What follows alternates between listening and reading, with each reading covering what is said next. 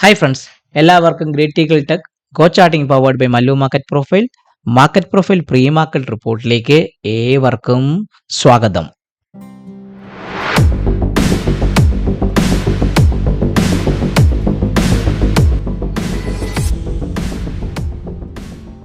So എല്ലാവർക്കും advanced happy ഓണാശംസകൾ. നാളെ ഒന്നാം ഓണം തുടങ്ങുകയാണ്. ഇപ്പം ഞാൻ പറയുന്ന ഒരു അഭിപ്രായം എന്ന് വെച്ചാൽ മാർക്കറ്റിൽ നിങ്ങൾ തൽക്കാലത്തേക്ക് ഒരു ഓണം ഹോളിഡേ എടുത്തിട്ട് തിരിച്ച് മാർക്കറ്റ് സർവൈവ് ചെയ്ത് വരുന്ന സമയത്ത് മാർക്കറ്റിലേക്ക് അപ്രോച്ചബിൾ ചെയ്ത് വന്നാൽ മതി. എല്ലാ ദിവസത്തെയും പോലെ ഒരു മൺഡേയിൽ ഇന്നും ഒരു മാർക്കറ്റിൽ ഒരു മൊമെൻറ്റം വന്നു. കൃത്യമായി നിങ്ങൾ നോക്കി അറിയാൻ പറ്റും. കഴിഞ്ഞ മൺഡേയിൽ ഒരു ന്യൂട്രൽ ഡേ ആയിട്ട് അവസാനിച്ച മാർക്കറ്റ് ഇന്നും ഒരു നോർമൽ വേരിയേഷൻ ഡൗൺ ഡേ അഥവാ ഒരു ഓപ്പൺ ടെസ്റ്റ് ഡ്രൈവ് ആയിട്ട് ഒരു നോർമൽ വേരിയേഷൻ ഡൗൺ ആയിട്ടാണ് നിഫ്റ്റി ഇന്ന് ക്ലോസ് ചെയ്തിരിക്കുന്നത്.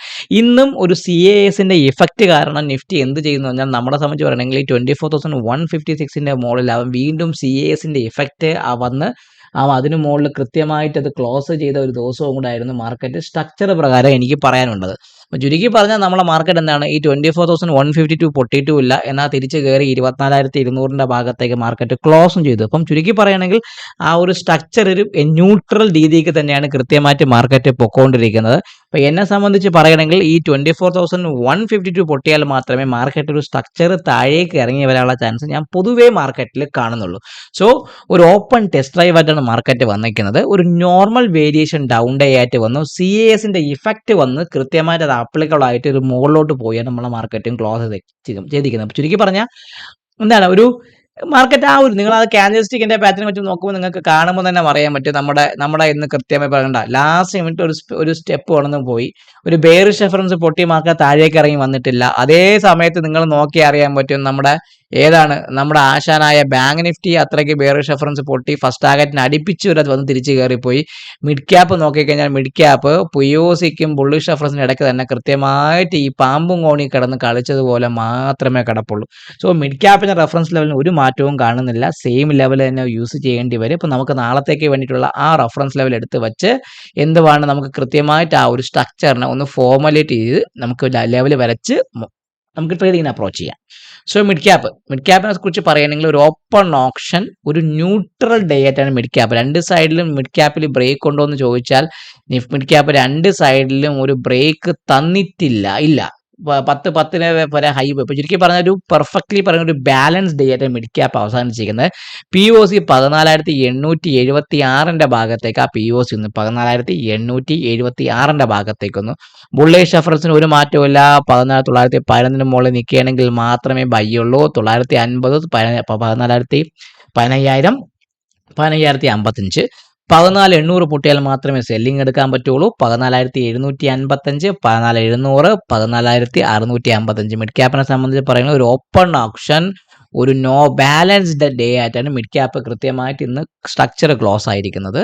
ഇനി നമുക്ക് ബാങ്ക് നിഫ്റ്റി നോക്കിക്കഴിഞ്ഞാൽ ബാങ്ക് നിഫ്റ്റിയെ കുറിച്ച് പറയുകയാണെങ്കിൽ ബാങ്ക് നിഫ്റ്റി ഒരു പെർഫെക്റ്റ്ലി ഒരു ഓപ്പൺ ഡ്രൈവ് എന്ന് വേണമെങ്കിൽ പറയാം. ഒരു ഓപ്പൺ ഡ്രൈവ് വിത്ത് ഡീപ് ഫെയിലിയർ, ഒരു ട്രെൻഡിങ് സ്ട്രക്ചർ വേണമെങ്കിൽ പറയാം. 57,900 ഭാഗത്തൊക്കെ ഓപ്പൺ ചെയ്ത ബാങ്ക് നിഫ്റ്റിയാണ് ഇറങ്ങി 57,250 വന്നത്. അപ്പോൾ ഞാൻ ചുരുക്കി പറയുകയാണെങ്കിൽ ഒരു സ്ട്രക്ചർ കൃത്യമായിട്ട് പറഞ്ഞാൽ ഒരു പെർഫെക്റ്റ്ലി ഒരു ട്രെൻഡിങ് സ്ട്രക്ചറാണ് ബാങ്ക് നിഫ്റ്റിയെ സംബന്ധിച്ച്. ഈ കഴിഞ്ഞു പോയ ഫ്രൈഡേയുടെയും തേഴ്സ്ഡേയുടെയും പ്രൊഫൈലെല്ലാം കവച്ച് വെച്ചുകൊണ്ട് താഴേക്ക് ഇറങ്ങി വന്നൊരു തിരിച്ച് വീണ്ടും അതിനകത്ത് CAS എഫക്റ്റ് കാണിച്ച് മാർക്കറ്റ് അതിൻ്റെ മുകളിൽ തന്നെയാണ് കൃത്യമായിട്ട് ക്ലോസ് ചെയ്തത്. ശരിക്കും പറഞ്ഞാൽ ആ ഒരു സ്ട്രക്ചർ ട്രെൻഡിങ് സ്ട്രക്ചറാണ്.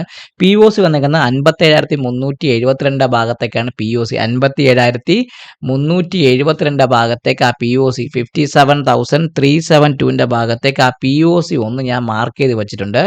ഇനി എനിക്ക് ആദ്യം വരയ്ക്കേണ്ടത് ബുള്ളിഷ് റെഫറൻസ് ആണ്. സോ ബുള്ളിഷ് റെഫറൻസിനെ കുറിച്ച് നോക്കുമ്പോൾ ഞാൻ ഇനി എടുക്കുന്നത് 57,650 അത്ര 57,675 മുകളിൽ മാത്രമേ ഒരു ബൈ ഉള്ളൂ. എത്രയാണ് 57,675 മുകളിൽ നിൽക്കുകയാണെങ്കിൽ ഞാൻ ഒരു ബൈയെ കുറിച്ച് ചിന്തിക്കും.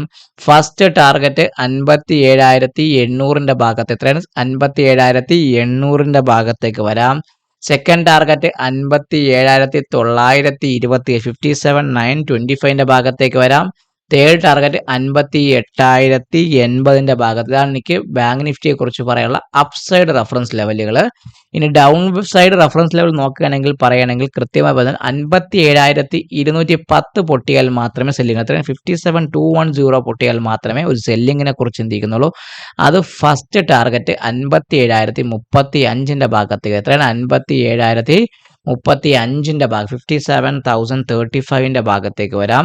സെക്കൻഡ് ടാർഗറ്റ് എന്ന് പറയുമ്പം അതിന് താഴെ നിൽക്കുകയാണെങ്കിൽ അടുത്തതെന്ന് പറഞ്ഞാൽ ഏറ്റവും വലിയ ഇമ്പോർട്ടൻ്റ് കാര്യം എന്ന് വെച്ചാൽ 56,900 ഭാഗം, അത്രയും 56,910. സെക്കൻഡ് ടാർഗറ്റ് എന്ന് പറഞ്ഞാൽ 56,910, 56,910 ഭാഗത്തേക്ക് വരും.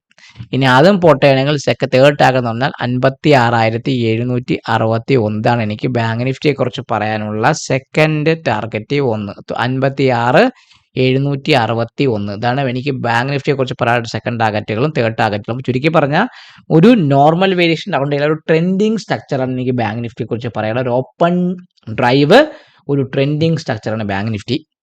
നിഫ്റ്റി ഞാൻ പറഞ്ഞു, നിഫ്റ്റി ഒരു ഓപ്പൺ ടെസ്റ്റ് ഡ്രൈവ്, ഒരു നോർമൽ വേരിയേഷൻ ഡൗൺ ഡേ ആണ്. ഡി ഫെയിലിയർ വിത്ത് ഡി സിംഗിൾസ് ആദ്യമായിട്ട് കുറേ നാൾക്ക് ശേഷം വന്ന ദിവസവും കൂടെയാണ്. സോ എന്നെ സംബന്ധിച്ച് പറയുകയാണെങ്കിൽ ബാങ്ക് നിഫ്റ്റിയിൽ 24,180 ഭാഗത്താണ് POC. ഞാൻ ആ POC 24,180 ഭാഗത്തേക്കുള്ള ആ POC ഞാനൊന്ന് മാർക്ക് ചെയ്ത് വെച്ചിട്ടുണ്ട്, 24,180 ഭാഗത്തേക്ക്. ഇനി എനിക്ക് ബുള്ളിഷ് എന്ന് ഞാൻ പറയുമ്പോൾ കൃത്യമായിട്ട് പറയുകയാണെങ്കിൽ 24,280 ഇപ്പോഴും ഞാൻ ആ ഒരു റഫറൻസിലാണ്. 24,280 മുകളിൽ ഞാൻ ഇപ്പോഴും ബൈ എടുക്കാം. 337, 388, 435 ഭാഗത്തേക്ക് പോവാം. ഡൗൺ സൈഡ് മാത്രം ഒരു ചെറിയൊരു ചേഞ്ചസ് മാത്രമേ ഡൗൺ സൈഡിലൊക്കെ കൊടുക്കാൻ പറ്റുള്ളൂ. ഫസ്റ്റ് സെല്ലിംഗ് എന്ന് പറയുമ്പോൾ 24,150 പൊട്ടിയാൽ നമുക്ക് സെല്ലിങ്ങിനെ കുറിച്ച് ചിന്തിക്കാം. എത്ര? 24,150, 24,150 പൊട്ടിയാൽ മാത്രം ഒരു സെല്ലിങ്ങിനെ കുറിച്ച് ചിന്തിക്കാം. POC വന്നേക്കുന്നത് 24,182 ഭാഗത്ത്, അത് ഞാനൊന്ന് മാർക്ക് ചെയ്ത് വെച്ചു. 150 പൊട്ടുകയാണെങ്കിൽ ഫസ്റ്റ് 24,100 ഭാഗത്തേക്ക്, 24,100 ഭാഗത്തേക്ക് വരാം. സെക്കൻഡ് 24,065 ഭാഗത്തേക്ക് വരാം. തേർഡ് 24,000 എന്ന് പറഞ്ഞ ആ ഒരു ബിഗ് റൗണ്ട് നമ്പറുടെ ഭാഗത്തേക്ക് വരാം. ചുരുക്കി പറഞ്ഞാൽ ഇതാണ് എനിക്ക് നിഫ്റ്റിയെ കുറിച്ച് പറയാനുള്ള ഒരു ഡൗൺ സൈഡ് റഫറൻസ് ലെവൽ. ഇപ്പോൾ കൃത്യമായിട്ട് റഫറൻസ് ലെവലൊക്കെ മാർക്ക് ചെയ്ത് ട്രേഡ് ചെയ്യാൻ വേണ്ടി ശ്രമിച്ചാൽ നമുക്ക് കുറച്ചും കൂടെ ഈസി ആയിട്ട് ലെവൽസ് കൃത്യമായിട്ട് ഫോളോ ചെയ്ത് ട്രേഡ് ചെയ്യാൻ വേണ്ടി ശ്രമിക്കാൻ പറ്റും. സോ എല്ലാവരും കൃത്യമായിട്ട് ഫോക്കസ് ചെയ്യുക.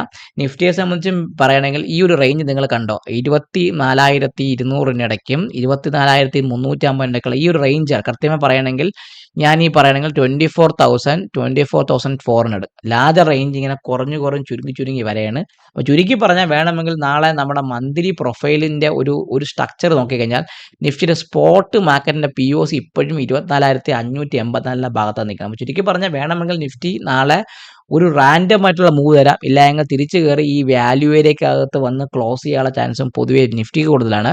ബാങ്ക് നിഫ്റ്റിയുടെ നോക്കുകയാണെങ്കിൽ ബാങ്ക് നിഫ്റ്റി ഓൾമോസ്റ്റ് POC നിൽക്കുന്ന 57,680 ഭാഗത്തൊക്കെ ഉണ്ട്. സ്പോട്ട് മിക്കവാറും ആ ഭാഗത്തൊക്കെ വന്ന് ക്ലോസ് ചെയ്യാനുള്ള ചാൻസാണ് കാണുന്നത്.